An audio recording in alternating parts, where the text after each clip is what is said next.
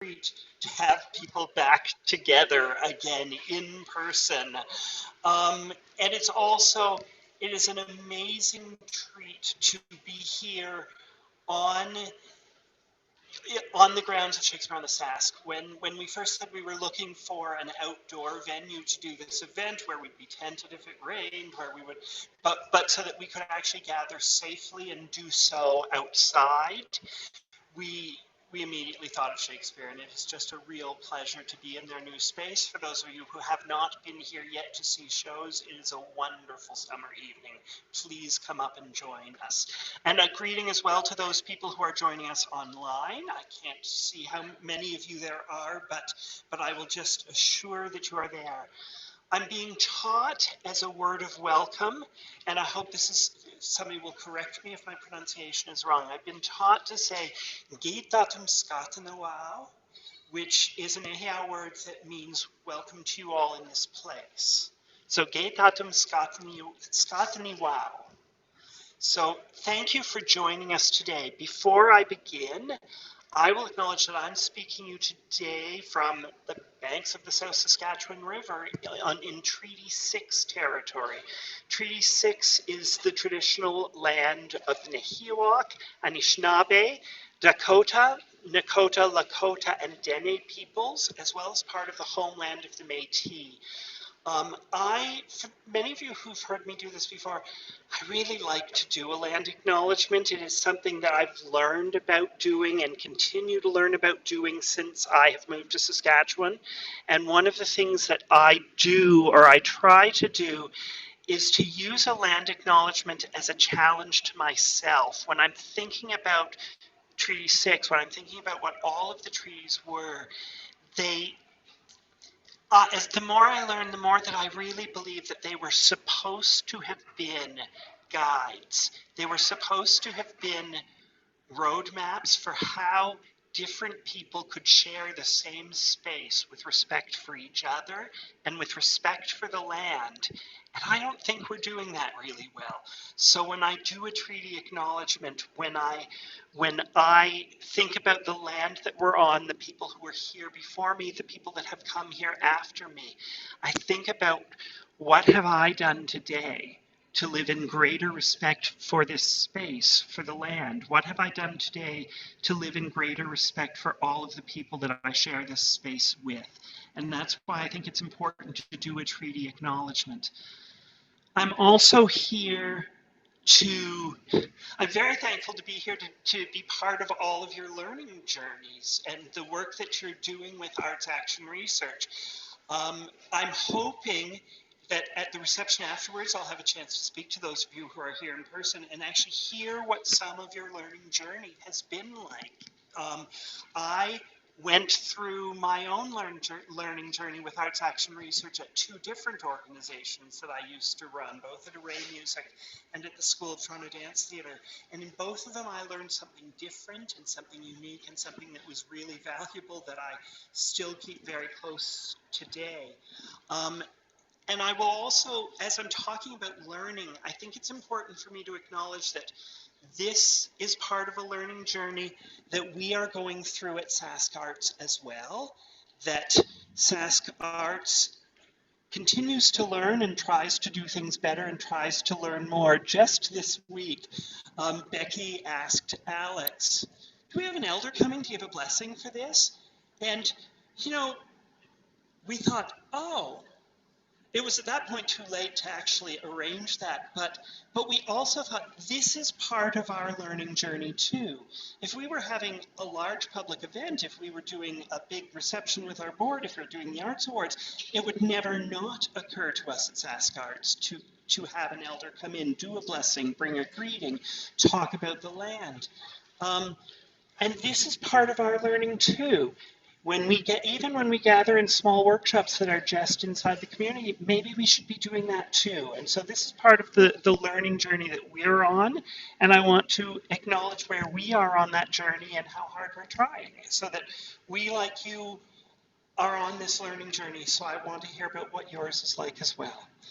I think today's session is being led by Anne Dunning, who I have known Max at the same time that I was doing this journey with Array Music in the School of Toronto Dance Theatre. She was doing it with the Danny Grossman Dance Company at the very same time that I was. And so I have known Anne for many, many years, and it always thrills me to welcome her to speak to the arts community in Saskatchewan.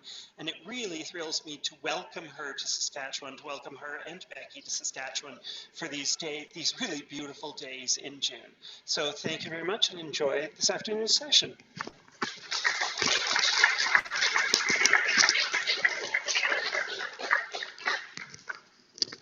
Bear with me for a moment. We're just doing a little tech change over here.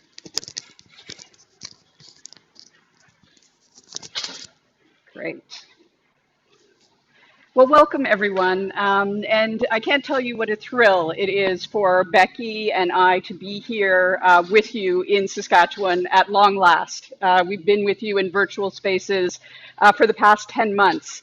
And while that has allowed some great conversation and work to happen, we feel like it's all just starting now that we're here in this space with you and in this beautiful province, which I've had the great pleasure to be able to travel around a little bit over the past few days and have been really enjoying and appreciating as I am meeting all of you in person. So today we're going to do a workshop for you on knowledge-based assessment. And I want to kind of frame that conversation a little bit to start out with, because oftentimes with a workshop like this, we start with this idea of knowledge-based assessment. And folks sort of in the arts and culture sector who are inundated with so many things say, do I really have time for assessment and for thinking about assessment? Or evaluation is the other term that is often used for this. And evaluation and assessment often come at us from places outside our organizations. We're told we need to do evaluation and assessment in order to secure funds, in order to make our case to the government, to the community, to others, et cetera. And so I think our relationship with evaluation and assessment is often something that feels that it's put upon us as opposed to something that we own and that supports us in our goals and our needs within the sector. And so I want to talk today about assessment with a very particular lens. I want to talk about assessment with the lens of being arts-centric, of really focusing on what is meaningful about this practice for us and how can we take back the practice of assessment from being something that's imposed on us to being something that truly comes from the way we work and supports the way we work. And I think it is an important part of practice for arts and cultural organizations and entities. And I want to share with you some of the reasons that I think we should be thinking about assessment. Now I may have a tech thing here for a second, because I've got to get back to the slideshow. Is it?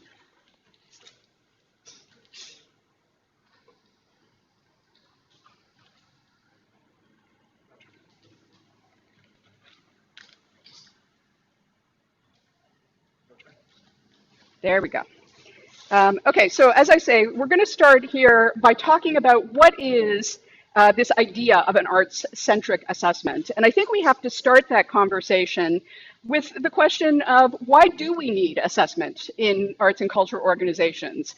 If it's not for the reason that I'm suggesting is mostly imposed on us, which is to fill out other people's reports and make other people feel good about the work that they're doing, what is the practice for us and why does it have value for us as organizations?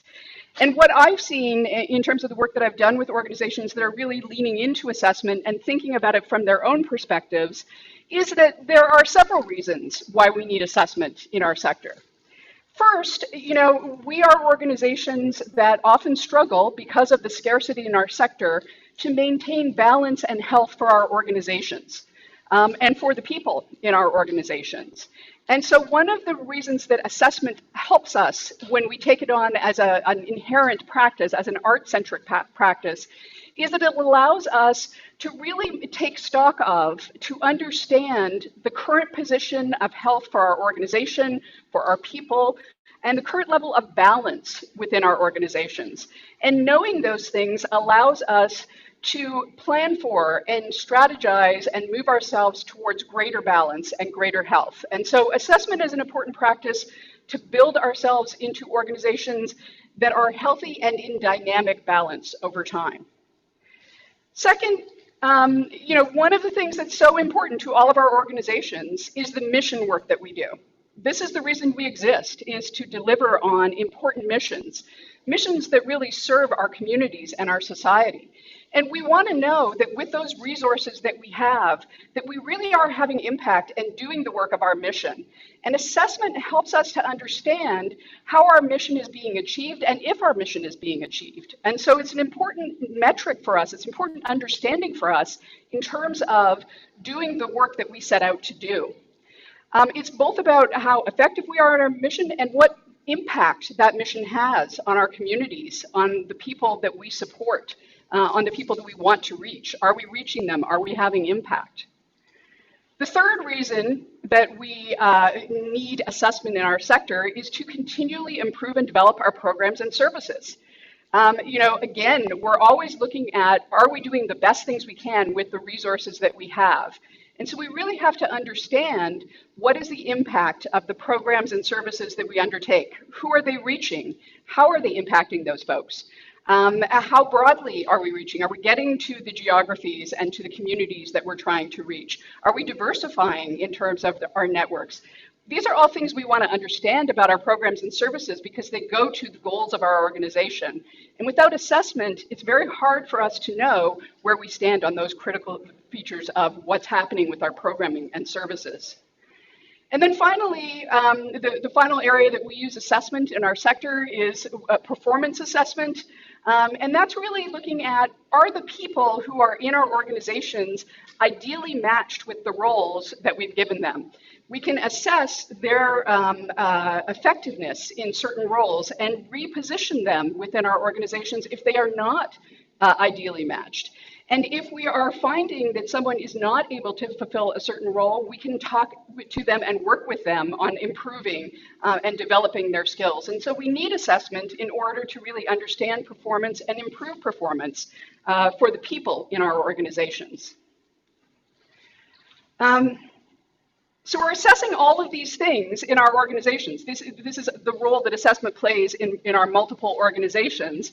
And what's happening in terms of this and why we do it and what the outcomes are for our organizations are, again, multiple. First, when you do assessment, it's part of a learning process, right? This is how we learn in organizations. We learn because we assess, we adapt, and we change, and we learn again. It's a cycle of activity.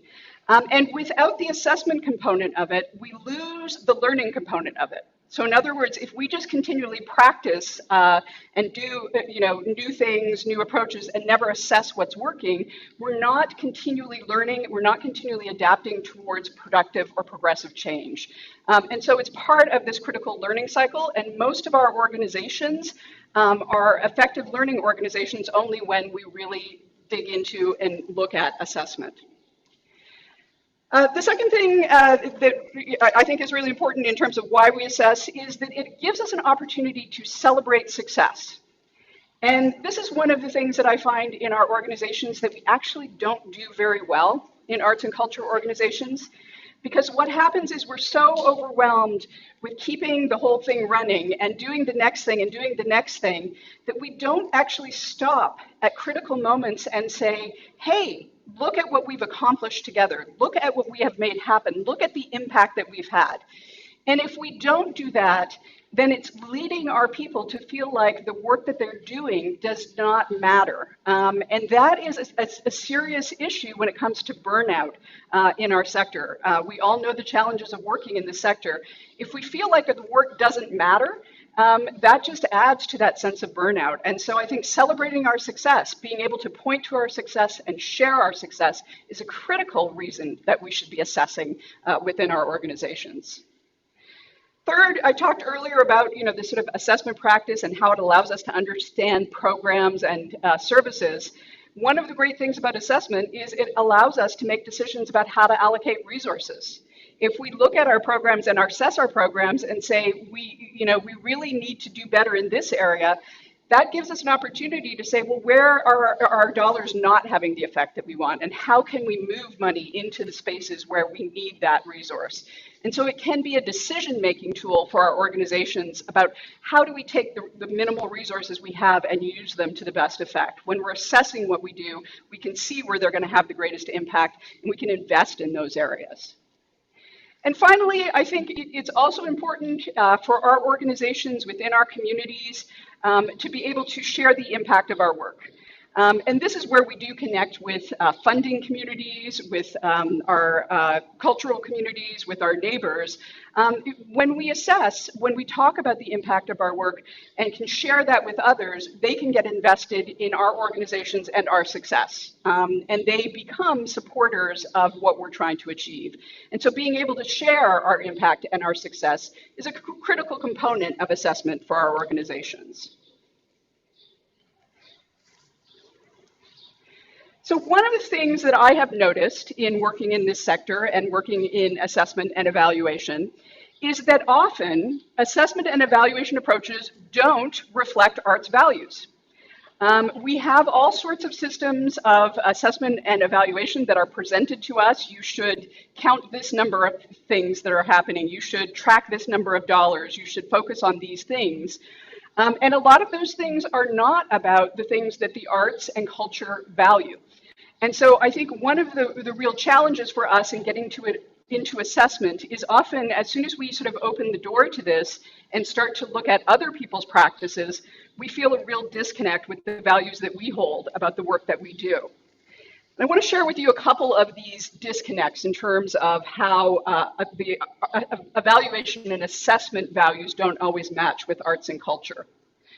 So in this slide here, I'm going to describe briefly, the image that you're seeing here on one side is a growth curve used in business often. Starts kind of low and steady, makes a sharp rise, and then kind of tableaus off at the top. It's often used in sort of the discussion about business growth and organizational growth.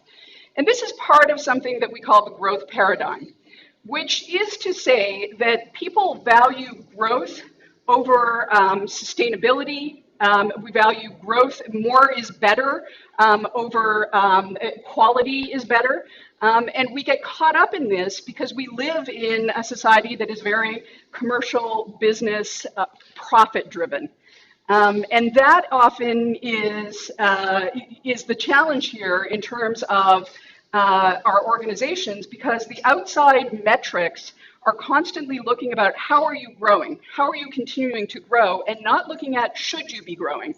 Is this a moment where your organization should actually be looking at how do we sustain at a certain level? How do we dig into quality? How do we reach people more effectively rather than constantly growing programs? And we often get pushed into the space of growth because it is a societal norm to value growth. Similar thing with longevity. We also have this sort of issue or challenge that there is, a continual process of. I'm getting a platform here for my. I did not pick the right footwear for this environment, and so as anybody who has been to a lawn-based wedding knows, I'm creating divots all over the place with my heels here. The other piece of this is this sort of idea of perpetuity or longevity, that the only things that matter are the things that exist forever. And we talk about this all the time, right? We value those 70-year-old institutions. The longevity has weight for us in our society. And yet in arts and culture, it's not all about longevity. There is importance in the thing that happens once, but has an important impact that changes things. And oftentimes we get pushed into creating structures that exist and last rather than just investing in the short term. And so I think we have to rethink this idea that it's all about growth and longevity, because those are values that are imposed on us and that aren't necessarily the values that come from our sector. Another challenge that we have in the arts and culture sector is the challenge of false equivalency and assumptions about best practice. And so what we have here in the image is we've got two little caricatures. One is an apple, clearly, and one is an orange. One of the orange says to the apple, we're both fruits, so that makes us the same. And the apple is like, no. And here's what happens to us often in arts and culture, is that there is an assumption that our business models should all be on parity, that we should all be operating the same way, that there is a right way to run a nonprofit arts organization. And what ends up happening is we get asked to compare ourselves against organizations that have no comparables in terms of the values and the work they're trying to do. And we see this right now. There's a huge movement in the States to kind of create a statistical base by which they can compare all arts organizations. But again, they're not comparing like to like. And they are setting up this false idea that there are best practices that work for everyone. And the reality is, while you can learn from others and adapt their practices, what works for them isn't necessarily right for you. And so I think we have to get away from this idea that there is one business model, that there is one right way to do things, and we have to think about assessment against our own expectations rather than against others who are doing work that looks similar or that's similarly structured in our sector. The third challenges that we find in terms of the assessment practices and how they misalign with the arts and culture have to do with really the commoditization culture in which we live. The idea that everything's value comes down to money, right? We focus so much in our culture on financial.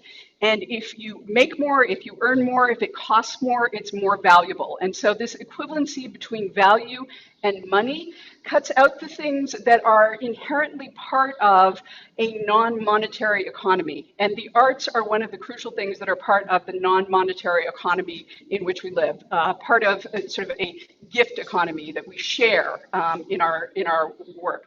Now, it doesn't mean that money doesn't come into our equations because money in our culture is required in order to access the things that we need both to live and to do our work. But the focus on financial goals that comes from this sort of commodity culture can really shift us away from focusing on our true mission and the true value of our organization, which is the delivery of the mission and the goals that we have as artists for our community and adding value for our community in ways that are not monetarily tangible. And it means that we get into situations where we're asked to measure things, to give metrics to things that are inherently unmeasurable because they're experiential, because they speak to something that is beyond a kind of metrics system. And so there was a great report, for example, in the States a number of years ago that looked at assessment in the arts and culture, and it was called Measuring Joy. Because the very concept of measuring joy is a disconnect. It's this idea that joy somehow can be commodified, can be measured. And that often is a mindset that comes with assessment that we have to sort of push back on and sort of rethink. And the final challenges, I think, about evaluation and assessment for nonprofits, for arts organizations in particular, is this idea that things are predictable or linear, right? So, oftentimes when we're thinking about assessment and evaluation, we're setting our expectations based on some sort of linear growth model. It's going to go from here to here. We're going to start with this audience. We're going to end with this audience. We're going to move forward in a predictable pathway. And the reality is that is not how our sector works. That's not how our world works. We are in a world of complexity. We're in a world of twists and turns and changes and challenges and adaptations. and making things work in different contexts. And so I think, we have to take away from our assessment practices these expectations that are too simplistic, that are too linear, and that don't value the sort of complexity and the emergence of new ideas and new ways of working that happen all the time in our sector, and don't get celebrated because they're off the path of expectation. And so we don't celebrate the thing that isn't on the expected path, even though that thing might actually be more valuable to us, more exciting to us, and more useful in advancing our work than the thing that was on the predictable path. And so changing our thoughts about those things, changing the way we think about that, I think is really critical in terms of how we approach our assessment practices. And so in Arts Action Research, we've been doing a body of work over a number of years, and we call it knowledge-based assessment. And knowledge-based assessment really is the process of using information, qualitative and quantitative, so the whole sort of network of information, to analyze current position or conditions, so knowing where we are, understand the impact or outcomes, and make decisions about strategy. It involves taking stock, forming judgment, and applying insight. So it is a sort of very complex process. It's knowledge-based, which means it comes from the people within the organizations who know the work deeply and are invested in it. And we call it assessment because between the two words assessment and evaluation, we lean towards assessment because assessment A feels more ongoing. Evaluation often feels like, okay, we're going to evaluate a project at the end of the project. Assessment feels like a practice that's continual. We're always assessing how things are going. And also because evaluation has this judgmental quality to it of like, if we're evaluating you, we're somehow, sort of judging you in a way that is not neutral. And so we use assessment for that. And so the characteristics of knowledge-based assessment and a practice that's based in the knowledge of the practitioners and that focuses on their set expectations and understanding of the work and their analysis of it is centered in arts values. It focuses on the things that matter to the organizations that work in the sector. It focuses on what the true mission, goals, intentions of the organization are. It's knowledge-based in that it's invested in the folks who are within the organization who know the work. It's not the outside evaluator, impartial and objective, coming in and trying to understand a complex system. It's somebody who's in the midst of the complexity, who can understand it from a deeply felt perspective. It is ongoing and evolving rather than episodic or fixed. Assessment should be happening from the day we start planning a project until after the project is finished. It's not something that shows up at the end of a project. It's something that's ingrained in and developed as we go along. It's internally driven, not externally mandated. It's something that we do for ourselves. It's something that we take charge of and say, this has value for me, and this is the way I'm going to do it because this is what matters to me. It's not about filling out somebody's forms or statistics. It's really about talking about what am I interested in understanding and knowing. And it's part of an iterative process of learning and change. It's integrated in our organizations because it's part of the work we do rather than separate from the work we do. And when we think about it that way, I think we approach it in a really different way than as a separate practice. I'm going to start to talk about a strategic approach to this work, but before I do, I just want to check in to see, I talked about this sort of art-centric assessment practice, why we would do this, what's important about it, and how we go about this work. Are there any questions either in the room or online? Yeah? Can we go back to the last slide? Yes. Oh, and I will say we will make the slides available online as well, so you will get them after the presentation. Thank you. Yeah. Any other questions? With the knowledge-based assessment being continuous, would it be appropriate sometimes to have more periodic assessment than just the continuing assessment? You know, I definitely favor a kind of continual assessment practice, but I do think that there are moments within that continuum that, so for example, you know, like a year-end review, there's a moment to reflect back on what's been happening over the year. I think there are, you know, sort of moments or episodes within that, but, you know, I believe that if we really set it up well, our assessment should be ongoing. It shouldn't be sort of start and stop all the time. And you know, I think that when we set up systems, for example, for performance assessment within our organizations, you know, it's helpful to for both the worker and the organization to have a sort of cadence about when does that happen regularly, and how can we, you know, sort of count on that continual relationship and back and forth discussion. So it would be good to orient toward looking at the mission of the organization every day and ask themselves, how does this advance that mission? Yeah, I mean, I think that that sort of big picture mission question probably even gets broken down into sort of specific goals for their department or their area that are connected to the mission, and that they probably focus on those goals every day and on the mission maybe more periodically in that process. Any other questions? Philip, anything online? Okay, great. So let's talk about, I've given you this sort of sense of, okay, we could be doing assessment differently and really focusing on arts centric assessment. And you know, one of the things that I want to share with you is a strategic approach to assessment. Now it's called a strategic approach because there are other approaches to assessment, and this is not the only approach you could use. But this is an approach that involves really sort of thinking through assessment and integrating it in your organization. And this is an approach that I work with a lot of organizations on. And so in terms of a strategic approach to assessment, one of the things that we really sort of focus on is the multiple stages of assessment, because one of the things that I've learned about assessment is as soon as we talk about it, we focus on data gathering. That's like the stage that somehow for us is like the big part of assessment. It's like, how are we going to gather the data? But if we don't do some prep stages before gathering the data, then the data is not going to be as useful as possible to us in our process. And if we don't do some follow-up stages after we gather the data, then we're actually not going to be able to get anything useful out of the data. And so I want to encourage us to think about assessment as more than just data gathering. That's one part of a longer and bigger process.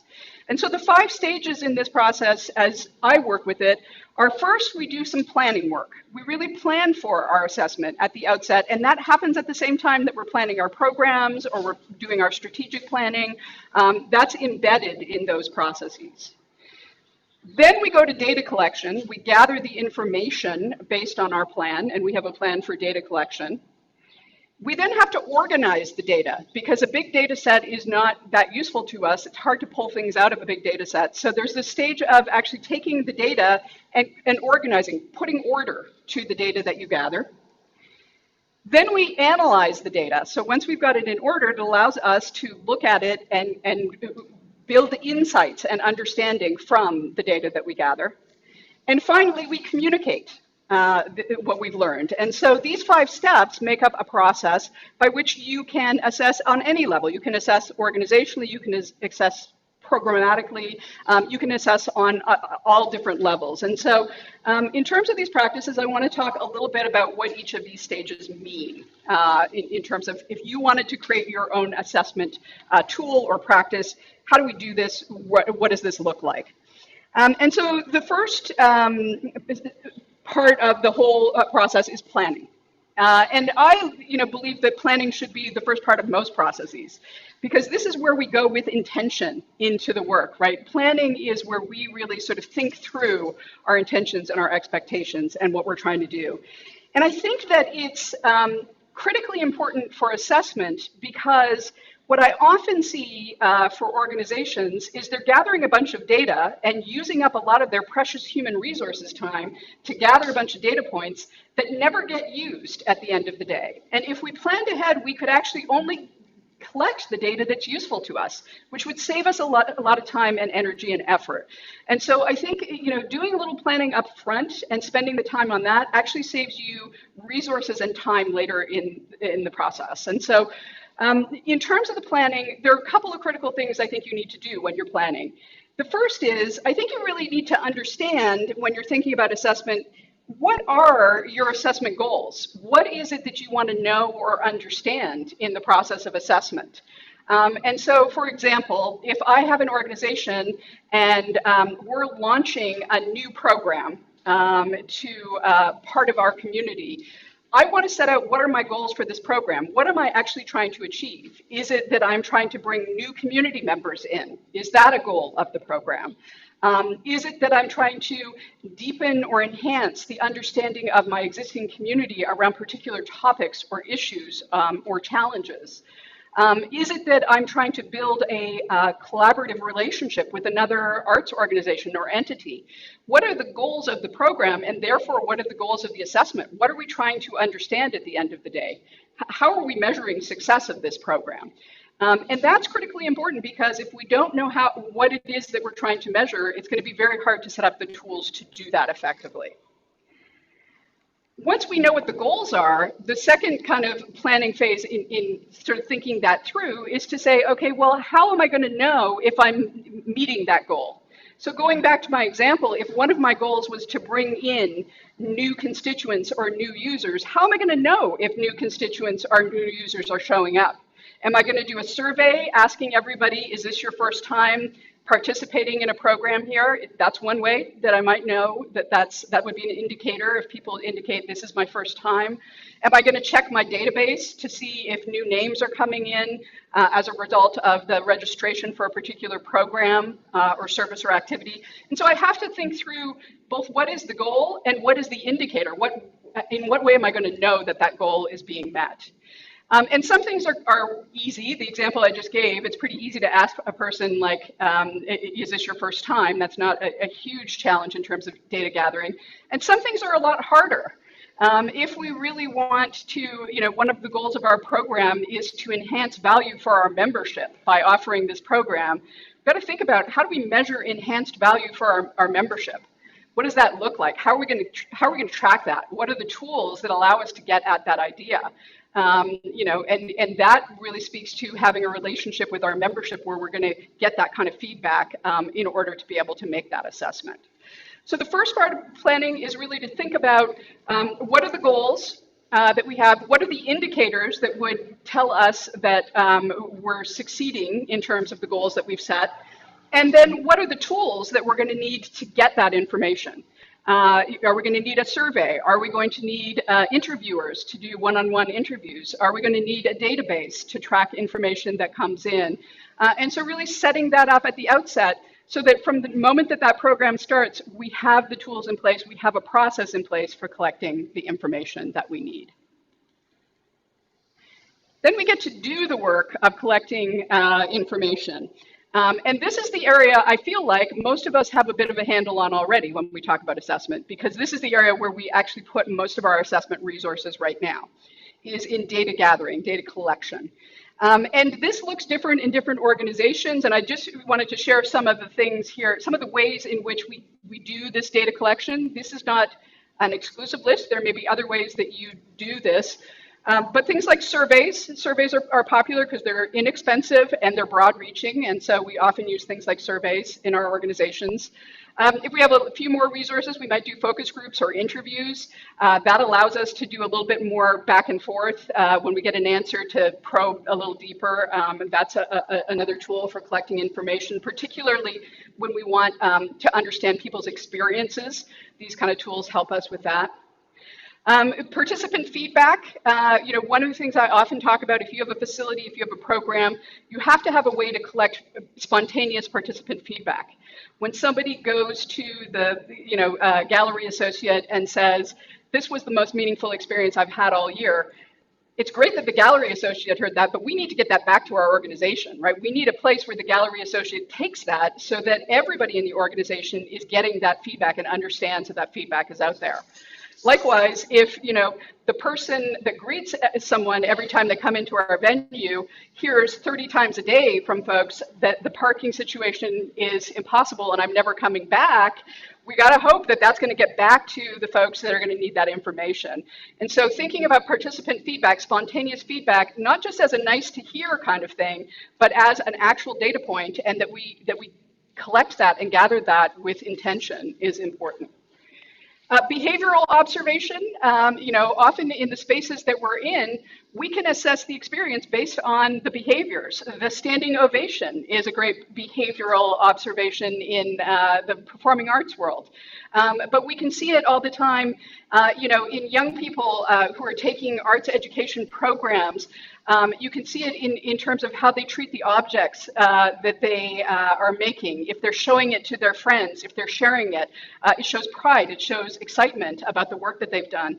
And so really observing the behaviors and tracking those behaviors of people who are having experiences in your spaces is an important way to get at people's experience. And oftentimes we neglect this, but it's as important in some ways as the things that people tell you themselves. It's the ways in which they demonstrate their commitment, their excitement, their engagement. Secondary sources is another way to collect information. One of the things that is really challenging in our sector is we never have the resources to do what's called market research. All right, so there's two types of research. There's audience research.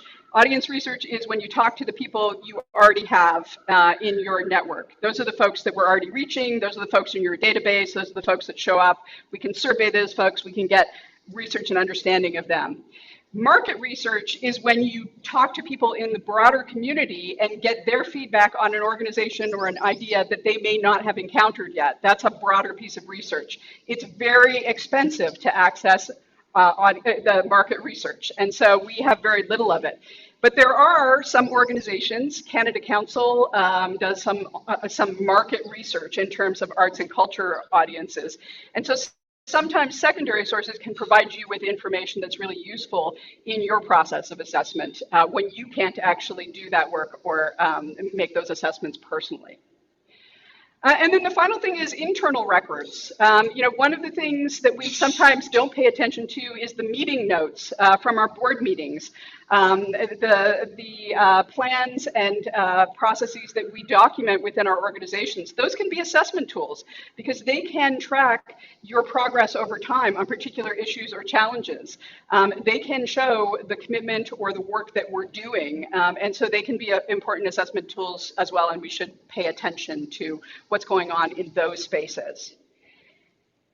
I think what I'm going to do is give us, because I've been talking at you for a little while here, I'm going to give us a little break, and then I'm going to go on to the next phases of this process and give you a summary at the end of the approach to implementing those things. But let's take about 10 minutes to stretch and clear our heads here.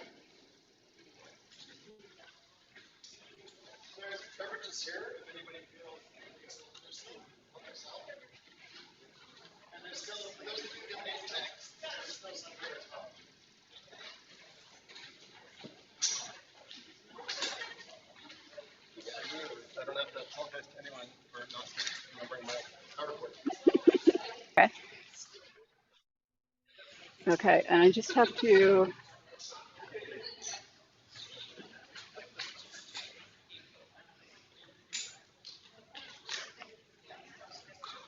Okay, there we are. Are we hearing me online now? Let's. Okay, I'm back live. I'm back online. See, this is. I haven't done these hybrid things very much, and so like keeping track of where you are in real time and in virtual time is a challenge. I was just saying I've got so many different screens and things that I'm paying attention to. So apologies if I look a little distracted at moments here. So we're going to pick up in partway along this process that we were talking about. We talked about the first phase, which is planning, the second phase, which is data collection and the different tools that we might use to undertake that. And so I want to talk about this third piece in the process, and that's the piece of data organization. And this is something that's often new to folks. They're like, what is data organization? What do you mean by that idea? And what I mean by that is, we collect data, we may store it in certain ways, but it's often very inaccessible in the ways that we store it. So for example, if you're getting surveys, paper surveys, et cetera, the format in which you have it is a bunch of pieces of paper with information spread throughout. And it's very hard for you to do the following steps of analyzing that by flipping through a whole catalog of survey results. And so when I talk about data organization, what I'm really talking about is the systems by which you bring the information together in formats that are more usable. And there are several ways to do this. Certainly databases are one way to do this. Putting information into a database that's searchable, sortable, et cetera, makes it easier for you to then use that information. And that's what a lot of us will do with a survey is create a simple database of information. But there are some other tools at your disposal in terms of organizing and making the information, sort of more possible to work with. And so I want to talk with you about this, and there are two real, types of data organization that I want to discuss. The first is statistical organization, using tools that allow you to bring information together and summarize it in a simpler format. And so, for example, we can have things like ratios, percentages, ranges that allow you to better understand the information without having to look at every single data point, right? So if, for example, I asked somebody to rate their experience on a 5-star scale, to look at everybody's single rating doesn't give me an overall understanding of what's there. But if I can say that 90% of people said 5 stars, that immediately makes that organization much more organized for my brain to understand. And so statistics are a great way to organize, to bring together complex sets of data into more simplified formats that you can use. It also allows you to compare data over time. And so, for example, if we're using sort of a statistical basis and we're saying, okay, the average percentage that, rated this 4 or 5 stars was 80% and now is 90%, that gives us an understanding of change over time. And so those statistical tools, and I'm talking about very basic statistical tools. I'm not a statistician myself, and so I'm using very basic things like averages, ranges. For example, one of the things we might look at in a gallery, for example, is the price range of things of artwork for sale. We have items ranging from $20 to $2,000. That gives us an understanding of what's within that sort of data set without having to look at every single price. The second type of tools that we use in organizing data are visual tools. And a lot of these are based on some statistical analysis, but these are the tools that make data decipherable to most of us in the world. And so I want to share with you some of these, and I'm sorry the slides are a little hard to see here, but I'll try and describe what we're looking at. The first tool that we think about is things that are like graphs. And so what they do is they take data sets and they organize it in a way that's easier to see. So in this slide, what you're seeing is the US moviegoer audience makeup. And what they've done here is they've broken down a statistic, which is the percentage of male identifying and female identifying participants. And they've used a bar graph, which happens to be shaped like human forms, as a way to convey that information. So these sort of bar graph kind of things are one way that we convey a bunch of information in a very sort of simple visual way. On the bottom of this chart, you'll see images. This is the breakdown of that same audience by age range. And what we've got here is a very basic pie chart. It's a ring, and it's divided by a percentage of space to show you the percentage of the audience that falls into different age categories. And so those are tools that we can use with our data to organize it in a way that is visually easy for us to see. In addition, this is also a bar chart, which is hard to see again, but it's like it shows different arts education that students in New York City receive in different disciplines. Another way to organize information is in tables. This table shows us cultural workers in the provinces and territories in Canada from 2011. What this is doing is it's taking pieces of data and organizing it in a sort of matrix or grid, making it easier for us to sort of understand and see the relationships between data. We can also do diagrams. This one is a timeline diagram. What we've done is organized information on a timeline, so it's easier for us to track how things have changed over time, this one being a timeline of jazz development. We can use images or maps. This one is a map that shows artists as a percentage of the labor force by province and territory, using different colors and callouts of the percentages of the artists in those areas. And so these visual tools are helping us to understand what is behind this, a lot of information, numbers, and data. The final one I want to share with you, and I hope you can see here, is something called a word cloud. This is a tool, you can get a free word cloud generators online. I use them a lot when I'm asking questions that have written answer responses. What it allows you to do is it puts the words in, and their relative size indicates how often they appear in the data set. So if you've asked a question about somebody's experience in your location and left it open-ended, and you enter all of those responses and you put it in a word cloud, the biggest words are going to be the words that are appearing most often in people's responses. So it allows you to, at a glance, start to see what's in a bunch of different text data and to understand what are the most prevalent pieces of data that come forward in that. So that's another tool, because people often ask me, how do you organize, all of those open-ended response questions? This is one of the ways I do that, is using word cloud tools. So we're going to do this organization of our data. We're going to start to take the data from raw form. We're going to put it in databases. We're going to create statistics so that we can really look at it and understand it. We're going to use visual tools to organize it so that we can look at it and see what it's telling us. And what it's telling us is the next phase of our work, which is once we've organized our data, we now have to analyze our data. And this seems like an obvious thing, but it's something we often don't actually do, which is once we've got all of this information, we've got to spend some time and hopefully some time with our team together, really looking at what's come back and trying to understand the story that it's telling us. Because if we don't do that, there's no learning in this process for us. And so this piece of it is really important. And we really have to take some time and build this into our work, that we'll actually spend some time with the data.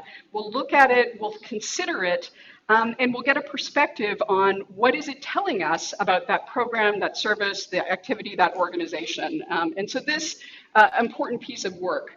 There are several components, I think, to analysis in terms of how I look at it. The first thing I often look at is what are the relationships that we're seeing in the data?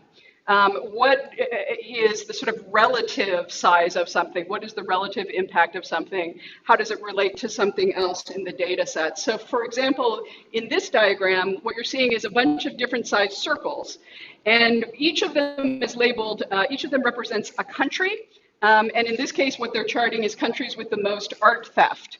And so you've got huge countries, like I think this one is Iran in the middle here. Canada falls down here in one of these small circles at the bottom. But what you're seeing here is an opportunity, because of the way the data is organized, for us to make conclusions about art theft in Canada versus art theft in Iran, for example. This tells us a story about what's going on in Iran versus Canada in terms of the art theft situation. So relationships, relative positions can be part of our analysis or our story. Trends are another big piece of our analysis or our story, looking at how things change over time. One of the things that we're often doing in our assessment is looking at how the programs that we're working on are becoming, are engaging new people or more people or a more diverse group of people. And the way that we see that is seeing how things change from a starting position. And so things like line charts like this help us to look at that and make an analysis about how that is changing over time. So for example, here, this is a chart showing the percentage contributed income by budget size, where the small budgets organizations are at the top, the medium are the blue in the middle, and the large are the sort of gold at the bottom. And you'll see that in this case, what we're tracking, for example, for large organizations from 2014 to 2017, that the percentage of contributed income dropped drastically over this period and then rebounded slightly. And so what we're seeing there is a trend over time, tracking what's happening over time with that. Allows us to sort of gain insights into what's happening within the data. Another thing we look at is correlation between one thing and another. This is just a simple statistical chart that shows you, when we look at two things, we might look at, for example, the increase in our programming for families and the number of new family memberships that we're selling in our organization. And we can see if there's a positive correlation, if there's a negative correlation, or if there's no correlation at all. And sometimes we want to track in our analysis, does one thing affect another thing? And so we look for correlations between data. That's another way we might analyze data that we have. This is a fun slide just because I love this website. This is from a site called Spurious Correlations. And what this person does, who has clearly a lot of time on their hand and an interest in statistics, is they look at charts that have the same shape, essentially, and they create correlations that really are false, that really don't work. So for example, in this, we see two lines that track very closely together. The first is the letters in the winning word of the Scripps National Spelling Bee, and the second is the number of people killed by venomous spiders. Now, it's clear to us that those things are not related, but if you were just looking at this statistically or graphically, it would make a very good case for a relationship there. So it's just a reminder to all of us that we have to be careful about our assumptions when we're doing analysis, and sometimes what looks like a perfect correlation is not a perfect correlation, as in this case. And so we get through this process of analysis, and we've looked at the data that's been organized, and we've tried to unpack the story that it's telling in terms of what are the relationships that we're seeing here? What are the trends or changes over time that we're learning about? What are the correlations that exist? And we come to some conclusions. We learn from that, and what do we do then with those conclusions or the things that we learn? What do we do with the analysis that we've made? Well, I would argue we do two things, hopefully, if we're really using this effectively. One is we look at how that analysis should change our behavior. In what ways has what we learned informed what we should do next? This is part of that iterative process, that learning process that I talked about at the beginning. We should take a moment to integrate what we've learned into how we practice. And so, for example, if we've learned that more people are coming to the Friday matinees and that we can accommodate, we should think about, do we now want to add a Thursday matinee? Because clearly our audience is excited about matinee programming. And so thinking about what is the behavioral change that comes from the analysis of the information. So that's one really important tool, really important step that we would take with the analysis. The other thing that we can and should do with the learning is communicate the learning. We should communicate the learning both within our organizations to the other folks that we work with so that everybody gets the benefit of the analysis and the material that we've developed. But we should also be communicating this externally. So that we can build relationships with our partners in the community, with our funders, with our support networks, with our peers. Wouldn't it be great if we were all sharing this information with each other and learning from each other's learning? And so thinking about how do we communicate the story that we're learning? How do we tell others about what's coming from our own assessment and analysis process is an important sort of piece of this whole journey in terms of your assessment practice. And so in terms of communications, there are several tools for how do we communicate the story, how do we tell the story. Some of the tools are similar to the organization tools in that it's a great way to share data. And so, we might be sharing statistics, we might be sharing graphs and charts or infographics, which I think all of you have probably seen infographics where there are sort of simple icons or diagrams that are used to sort of demonstrate a statistical point or an informational point. And so we can put together kind of documents to share those things. So here we have the National Endowment of the Arts has a sort of part of their website that talks about people attending the arts. They've got here motivational barriers. They're showing some statistics to help people understand the different barriers and how prevalent they are for people joining or participating in the arts. Other ways we can communicate the story that we're learning or telling.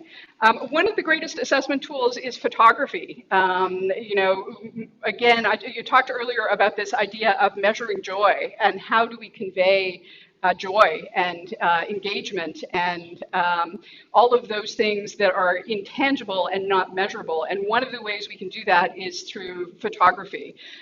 This photo, and I encourage you to go to the slideshow when you get a chance, because this is a lovely photo of a young girl playing violin with a mentor next to her. Just really shows the kind of rapport connection that this educational outreach program has, and says a lot more about that program and the impact on the student and on the artist that's involved than you could say in text or in numbers.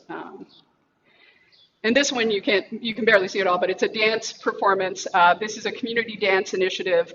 And the exciting thing about this image is they had recruited, it's a Quebec choreographer that designed this piece. They had recruited community members who spent 6 weeks learning the dance and then performed it in their community in an outdoor space. The day that they were performing, it rained, and this photo shows them dancing in the rain. So, part of the story here about the impact of this program was that they were so committed to this and they were so engaged by this that the weather didn't change their sort of perception of that experience. So photos can be a great way to tell the story, to take what you're trying to say about the impact of the program and convey it to others. And another way is through anecdotes and quotes and testimonials. And I know a lot of you are probably using these and capturing these, and this is an important part of assessment because this is part of telling the story. This is a quote related to The Moth, which is a radio show in which people have an opportunity to tell their own personal stories. It's a storytelling sort of platform. And this person says, "I never thought I was able to share a story that people would want to listen to or be interested and invested in. When I first shared my story in the workshop, I realized the power of my words and story. I honestly feel like a stronger person because of my experience." And so here we've measured something. This person had an experience that made them feel stronger as a result of that experience. That is a great way to tell that story from that first person perspective of their experience. And so, all of these tools that we talked about in terms of communication, whether it's statistics and graphs and ways to sort of put information in front of folks, whether it's images, photographs that tell the story, that illuminate the things that you've learned in the process, or whether it's testimonials and quotes from people who are actually involved. All these are important tools to take this information, communicate it back to our team and back to our communities so that we can really share what we're learning and how we're changing as a result of that learning. And there are many great places to share this information in the world of the internet and social media. You know, it's great to be able to share out a statistic on social media about our program and make that part of the conversation we're having with our community. It's great to have dashboards or information on your website that talks about the progress you're making on key goals and ways of working. It's great to include in your newsletter the testimonials from people who've been impacted by your programs so that the people who are your supporters can read firsthand how their support has made a difference for folks. And it's great in your funder reports to illuminate what you're telling the funders about the work and the impact of the work by including the things that you're learning from your community about what's impactful for them. And so thinking about how do we funnel all of what we've learned into both our internal meetings and conversations and into those different mechanisms by which we communicate with our community about the work and the impact. So that is a quick tour through this strategic approach to assessment. And just to remind you, we started at planning, we went through data collection, we talked about organizing data, we talked about analyzing data, and we talked about communication. Does anybody have questions about that sort of process that I've laid out, the different stages of it, some of the tools that are involved, anything that's come up in this part of the conversation that you want to ask about or reflect on? If there's anything you've used or done that you want to share with your peers, I invite that too. Sure. You mentioned at the beginning that sometimes the assessment, the questionnaire you get from the funding authority isn't reflective of our values. Mm-hmm. So there are other things to assess. Would you recommend that when an organization answers the assessment given to them by the funding organization that they also provide the other assessment that they do? 100%. I think that, you know, for certain reasons, the funders may have to ask you about certain things because they are reporting back to, you know, to their boards or to, you know, their the folks that are approving their funds. And so in some cases, you know, you can't get around responding to those questions. But I think adding your own assessment and saying, you know what, this is what really matters to us, and we want you to see how we're assessing this. We want you to understand that this has impact. And I also think that the more they hear that, and that gets reflected back, and they can share that with the folks who are making decisions about money, the more that those values will start to get entrenched in how they think about our sector. And so I do encourage you to share those things and to make them a part of, you know, your grant reports and applications, even if they're not asked for. It may, you know, and I hope it does. And you know, I do know that there are funders who are listening to this conversation who agree with this conversation in the room and who are, you know, within the systems that they're accountable to are trying to make change as well. And so I think this gives them more opportunity to do that for sure. Kathy. Yeah, I just want to say as a funder, like I'd like to know more information, but if we're asking for certain things, especially other people have to read it, if you send me something that's not asked for, I'm not going to pass it on. Because then I could get all kinds of things that aren't asked for. So I wouldn't want to see something, a different analysis coming to me within a specific application. You know, send it to me another way. But I personally would not pass something along to the assessing committee that was not asked for in the application. Yeah, and some funders will, some funders won't, depending on the requirements of the funder. But again, your, you know, program officer having that information has value because that's also something that they then know you better, understand you better. Yeah. Yeah. You can't send it along. Yeah. Sure. You know how much board member has attention span. Darcy, you had. Yeah, good point. Just to add to Eric, is we're in the process of finalizing some reports that go with our fund to create a Sask for our programs from the last fiscal. Yep. And some of the, I kind of argue with myself on how that we've supported through submissions and money and sponsorship to provide a report at the end of their project, program, etc. And some of them, yeah, have given like 10 pages, and some of them have even like a page and a half. So testimonials, I just jotted that down. I am going to go see some testimonials from some of the people that we've Sask Interactive has sponsored and supported, just because I think that none of them have done that and they're reporting to us. So I like to say, yeah, this is a success, and yeah, go or something like that. Just I think how much appreciative Thunder is versus what Eric has mentioned. Yeah. I've been working on a project for a foundation in the U.S. That asked me to come in and do an assessment of one of their grant programs. And I went in, I talked with them about the, sort of assessment, and I said, I can give you a summary of this, but what I really want to do is share the stories of the grantees, because that tells the story of the impact. And it happened to be a funder who was very open to that and being like, this would make them the greatest sort of impact. And so what we did was picked 10 grantees and did in-depth kind of stories about the impact for their organizations on this funding. And I think that can be a really, great way to sort of enhance what can be a very dry, sort of document for folks. So, any other questions, thoughts about this piece of assessment and evaluation? Yeah. I feel like when we were doing our arts board report this time around, I was really happy with the questions that were a part of that reporting process. And had we done a better job of this, we probably could have been a little bit more eloquent in that. So I'm happy to see improvement, at least at the arts board, in that sense. That's great. Kudos to the arts board for making improvement on that. Yeah.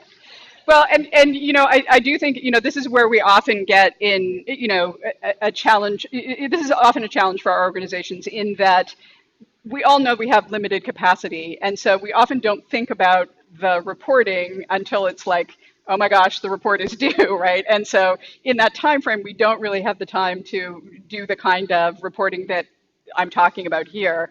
And so I do think that's where we have to find ways that we can integrate this and make it more part of our process so that we're doing it all along and we're ready when those moments and opportunities come up to share this information. Any other thoughts, questions, things you want to share? Any on our online folks want to share anything? Okay, great.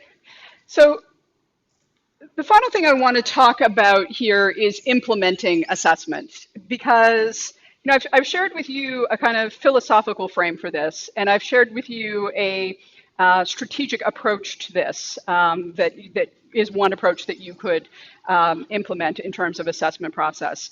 But I'm also very cognizant of the fact that we're working in a sector in which you have so many things that you have to keep track of and deal with and do on an everyday basis, that this often is something that even though you can see the value of it, you aren't necessarily going to have the time or make the time to put this at the top of your list of things to do. And so I want to talk a little bit about some thoughts and some ideas about assessment. And if you're going to sort of work your way into this practice, and you don't have to do it all in one step, but if you're going to work your way into this practice, some things that I want you to sort of think about, reflect upon, and consider as a way into this work.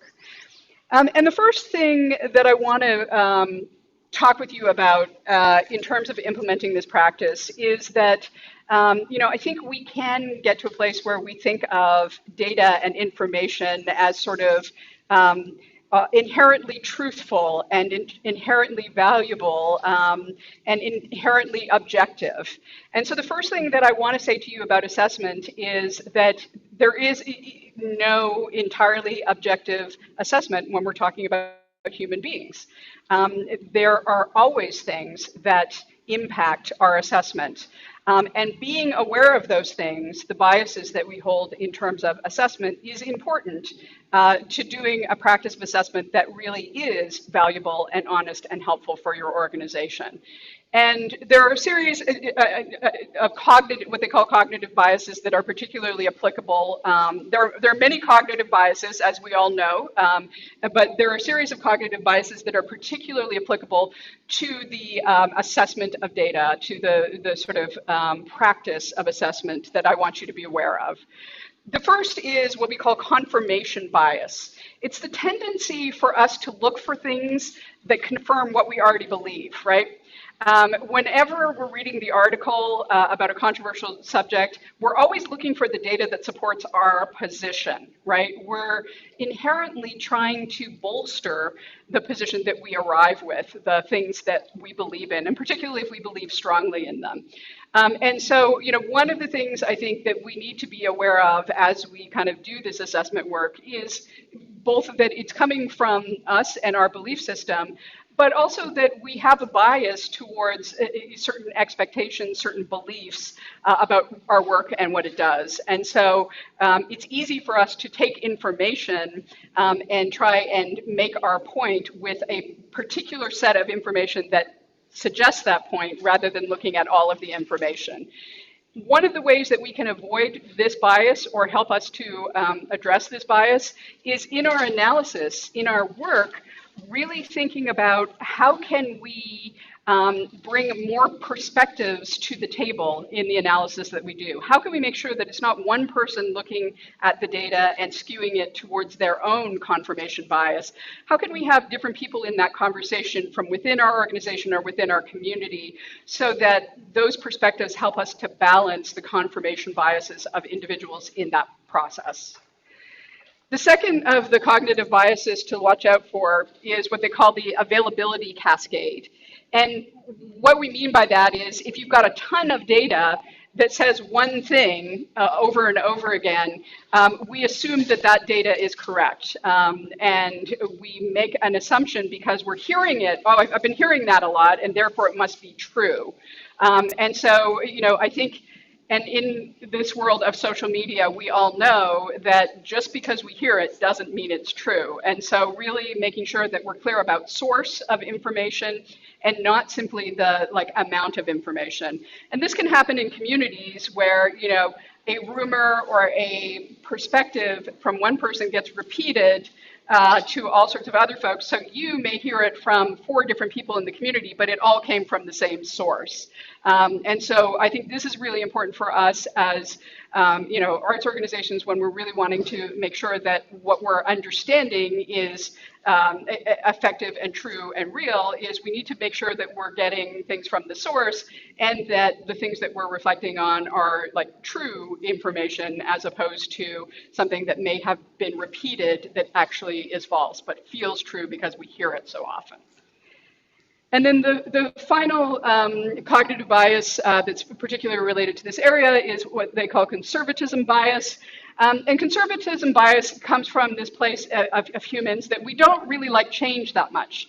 We're more comfortable with where we are than with new things. And so the tendency for us is to emphasize the sort of original information we have whenever we showed up in the space, as opposed to the new information that comes in. And this is often a challenge generationally, I will say, where, for example, with social media, we have situations where leaders who are making decisions may have a conservatism bias towards the types of communication that they were used to when they started out and that they have a comfort level with. And so they may not see the data that says actually new types of communication tools are actually more effective now, and the new information is indicating something that's different than the sort of comfortable information that we're used to. And so I think as decision makers, we all have to be open to new information, to new ideas that are coming from these sources, and that may not sort of reiterate the original information that we had. So you're going to work on these cognitive biases, being aware of them and addressing them. And the final thing I want to leave you with is really some practices, some approaches that I think make for successful assessment in this sector, and that allow you to do this at whatever level you can undertake assessment in your organization or your entity right now. And the first thing is measure what matters. I think so often we get caught up in the things that we can measure. Oh, we could track this and we can, do a survey, we can get all this information, and we end up spending a lot of time and energy and resources tracking a whole bunch of information. But if it doesn't fundamentally matter to us, if it doesn't fundamentally impact us in terms of our mission, in terms of what we're really trying to do, then it's a wasted effort for us to track that information. So really thinking about what matters to us, what do we care about? If you don't care how many people show up for your event, but what you care about is the experience they have, focus your attention on measuring the experience, on understanding the experience. I think that these are the things that, we get so caught up in the money, we get so caught up in the growth, we get so caught up in the longevity of other sectors that we lose sight of these really amazing things that are happening in our sector, and how do we capture them and how do we share them?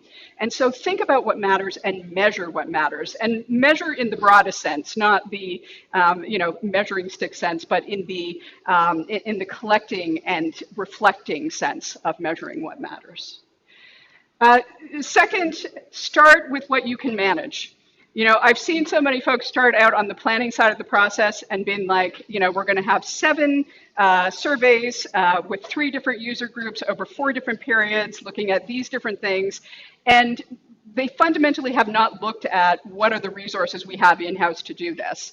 It's better to do a small, simple evaluation and use it well than to try and do a massive evaluation that you get halfway through the year and you can't follow through, and you've got half a data set that doesn't really help you. So really focus on what your capacity is, and don't feel badly if your capacity doesn't allow you to do the whole thing.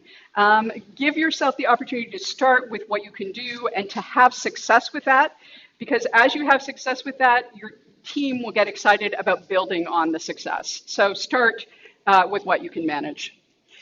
Integrate assessment. Make assessment part of the conversation when you're strategic planning, when you're planning your programs and services and activities, when you have your staff meetings.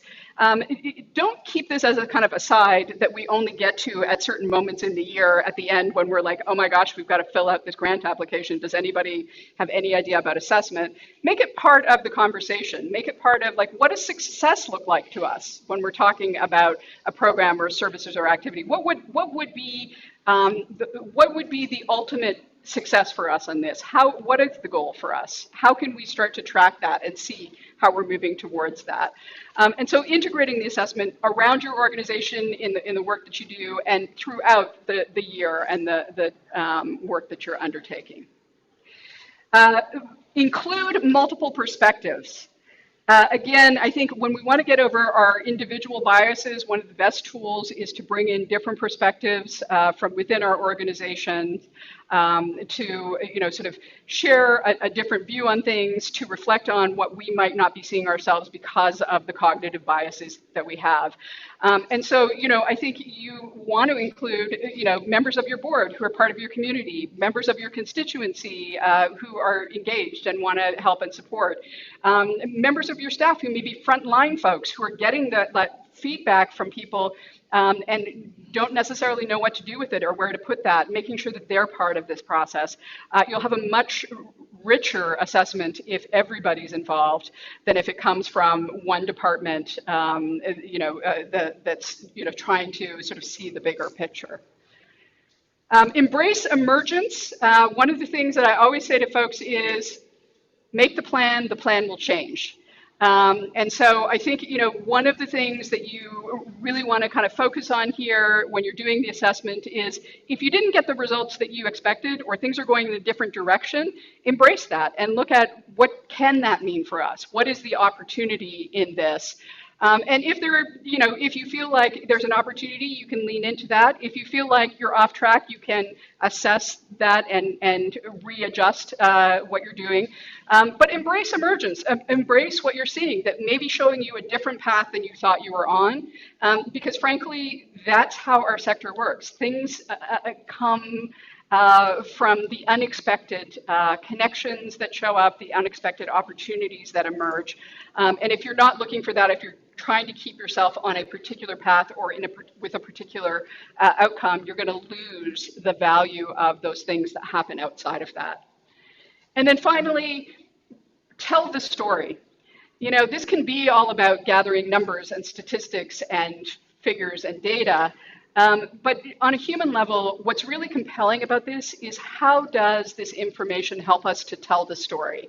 Because at the end of the day, we all in the arts and culture are storytellers. And if we can tell the story and we can get other people involved in the story, it is going to allow us to build the relationships, to have the impact on our community, and to change the destiny of our organizations and our work in much more meaningful ways than the statistical, numerical, academic document that exists on a shelf. So take the assessment process as an opportunity to learn, to understand what's going on, and to tell the story of your organization, where you are, where you're going, and what you aspire to. Thank you, everyone.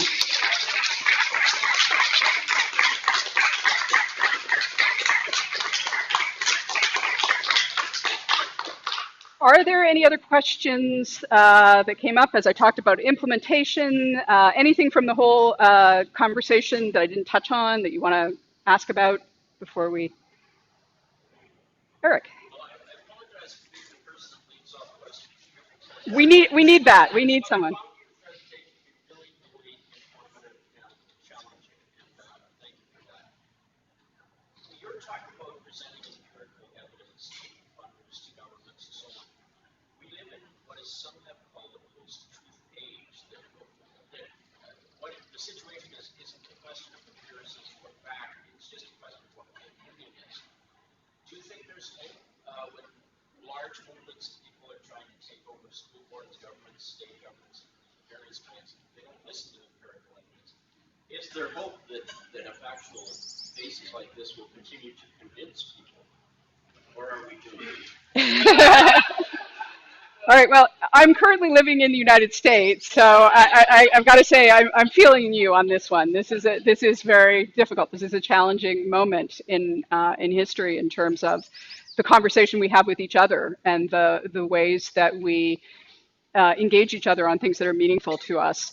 I do think we are probably not headed for a better world in terms of truth and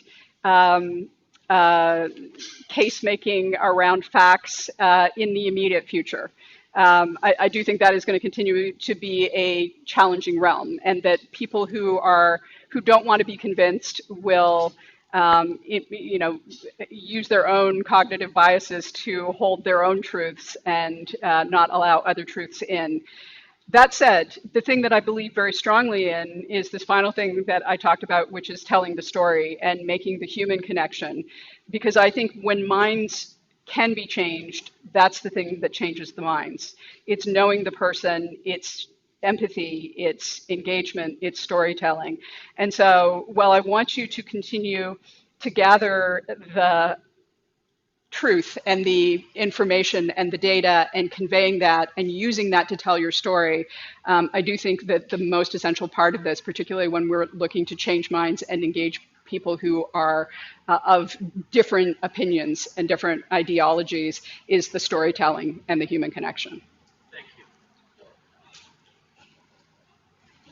Any other questions? Alex? You've been working with a number of groups of the Sask Shift process. I think it's interesting, it's very detailed in each organization. I think the presentation today was saying, find within your organization the information that matters to what you're doing. But in terms of how information is collected amongst groups, what strategies could be in place so that you're comparing, we don't have that apples and oranges scenario, saying, here, we're both fruit. Saying, well, no, we're collecting in this way, and we're collecting in this way. And now comparing those data sets becomes challenging. And I hear the point of what funders ask for reporting may not be material to what the organization wants. However, it does provide us consistency amongst groups, even though I know it's a challenge. We're asking a visual arts group to report on something and a theater group to report on something, and they're very different from their activity. So I'm curious what your thoughts are in terms of groups collectively finding ways to create data sets that are meaningful and kind of can spot trends within a community or within a discipline. Sure. One of the tools that we're using at Arts Action Research around this, and we're constantly developing our approach to this, but we're using something called fuzzy logic that allows us to frame the context for each organization relative to their own expectations rather than relative to an external set of benchmarks. And so, for example, in this process with Sask Shift, at the outset of the process, the groups that are involved in the planning and organizational development cohort did an intake assessment. That's a fuzzy logic tool that asked them to reflect on their organizations against their own expectations in each area. And so it gives them a numerical ranking for each of those areas of organizational health and balance. And so what that gives us is for each organization, it shows, reflects where they feel they are relative to their expectations, but it allows us to compare organization to organization, not comparing you to them, but comparing you to your own expectations within that framework. So that's a tool that we're working with. The other great thing about that tool is it allows organizations to track change in their own organization over time. So by doing that tool again, which all of those groups in that cohort will do at the end of the process, it allows them to see where they have made change and progress on their expected outcomes. So that's one of the tools that we're using is using a kind of metric that allows for individual assessment, but on the same questions so that those things can be compared and engaged over time. Any other questions? Yeah, come. I'm curious, how is Arts Action Research dealing with things like, retirement, succession planning? How are you, because your organization seems to be pretty tied to the three individuals who have been working, especially Nello, yeah. Nello and you, who have been working very long time in your organization. Just curious where you're going. It's a good question. It's an open question right now. Question of longevity. So this organization was founded by Nello. He started the organization, and I've worked with him for many years. Becky's worked for a few years or a couple of years with us as well. Nello is at a point where he's starting to think of his transition, and I will say we are not as far along in the sort of thinking and planning for that as I think maybe we should be at this point. The fact that we're all working constantly in different cities at different times at different places makes it hard for us to come together. But on the practice what we preach front, planning about that is something that certainly should be happening. I think in the succession planning side of things, Nello has, in part and with intention, mentored and developed me to be the subsequent leader for the organization as he retires. But what form that will take, we haven't quite figured out yet. So there's work to be done. But yes, succession planning is on top of mind, and thank you for raising it for me as well, because I know there are several people in our community that are thinking about succession and want to talk about processes for succession. We are building into the next phase of Sask Shift work a short 5-session succession planning workshop intensive for groups that want to go through that process. And so we'll be announcing that soon. And if your organization is in that position, we'd love for you to work with us on that and think about, it's just, even if you're not thinking about it today or tomorrow, it's a way for you to think about how do we start to plan for and consider succession for our organizations at all levels, board, staff, et cetera. And on that note, I'm going to get Becky to come up here and join me. Because we're going to break, now we're going to have an opportunity for some social time. Hooray, live in-person social, which has been so long awaited. But before we do, we wanted to just check in on where we are with Sask Shift, because we're sort of at a pivot point. We've come through this virtual work that we've been doing with many of you. We still have time with you. We're switching into a focus on some more community-led work and really supporting the leadership in the community. But Becky's going to talk a little bit about that and what's next. Yeah, hi everyone.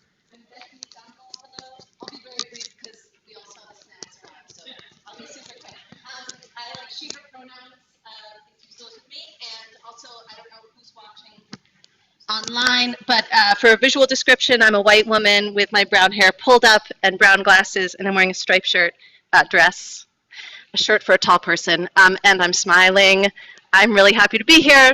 And I come from New York, and I also come from the Boston area, and I also come from a house with a lot of matriarchs who instilled in me a very strong value of learning and also questioning people in charge. So that's my emotional entryway to this workshop and why I so appreciate Anne's work in it, because that's what it's all about for me, is saying what am I being told success looks like, and now how can I question that and make my whole, not just myself, but my whole organization be in a process of learning.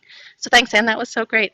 And also, to your point, we decided there was so much talking today that we wanted to write out a little list of the things to check in about. So we wrote this little letter. It's like a little digest of where we're at in Sask Shift. If this is the first time you're interacting with us, read that and also come say hi and ask us about the program.